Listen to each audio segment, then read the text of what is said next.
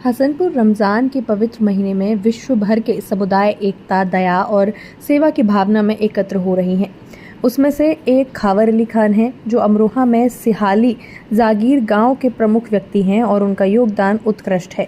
खावर साहब सिहाली जागीर के निवासी हैं। उन्हें अमरोहा के युवाओं के बीच सम्मान और प्रशंसा प्राप्त है। उनके दानशील कार्यों के लिए उनके दादा जनाब महमूद अली खान साहब, जिनके इंतज़ार में, जैसा कि हमने सुना है, अंग्रेजी राज तक में ट्रेनों को घंटों तक रोका जाता था, और इनके नाना जनाब अंबिया खान साहब, जिनके सम्मान में उझारी के पास एक गांव है चक अंबिया, खवेर साहब परोपकार और दयालुता की इस विरासत को आगे बढ़ा रहे हैं। लंदन, इंग्लैंड से अपनी पढ़ाई पूरी करने के बाद खावर साहब भारत लौटे और एक सफल व्यापार स्थापित किया। अपने वैश्विक यात्राओं के बावजूद उन्होंने America, Australia, England, France, Japan और जर्मनी जैसे 30 से अधिक देशों की यात्रा की है। वह अपने समुदाय में गहराई से जुड़े हुए हैं, विनम्रता और सम्मान का भाव रखते हैं।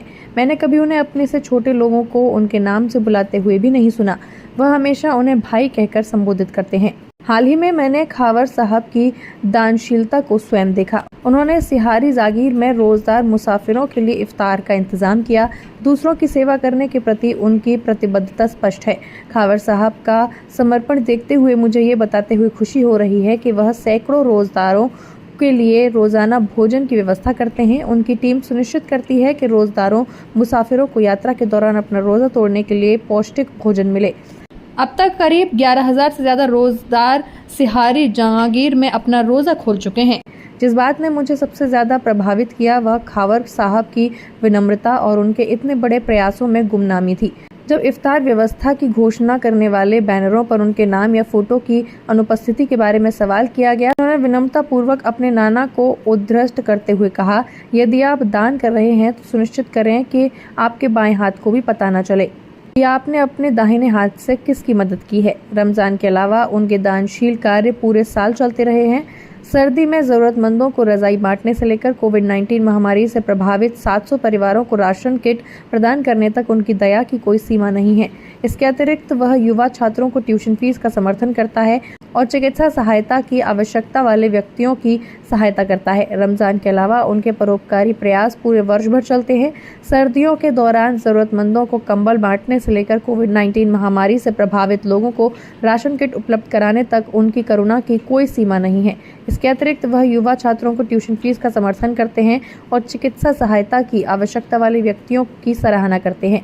खावर साहब ने बातचीत में युवाओं के लिए शिक्षा पहल को आगे बढ़ाने के लिए अपना दृष्टिकोण साझा किया और सामुदायिक विकास के प्रति उनकी स्थायी प्रतिबद्धता का प्रमाण है। ये देखना आश्चर्यजनक था कि कैसे तनवीर सफ़ी, शादाब सैफी, मोहम्मद जुल्करनैन, एहतेशाम खान, मोहम्मद वसीम, मोहम्मद मुकीम जैसे 15 से अधिक युवाओं की टीम दोपहर 2 बजे से तैयारी, पैकिंग और काम में अथक परिश्रम कर रही है, इफ्तार बांट रहे हैं। जब मैंने खावर साहब कहा कि जो आप कर रहे हैं ये बहुत अच्छा काम है, तो उन्होंने मुझे मुस्कुराकर सुधारते हुए कहा, ये मैं नहीं हूँ, यह वे युवा लोग हैं जिन्होंने सभी बाधाओं और अपने उपवास के बावजूद इसे संभव बनाया है। वे मुझसे कहीं अधिक सराहना के पात्र हैं क्योंकि वे स्वेच्छा से आगे आए हैं और इसे संभव बनाने के लिए अथक प्रयास कर रहे हैं।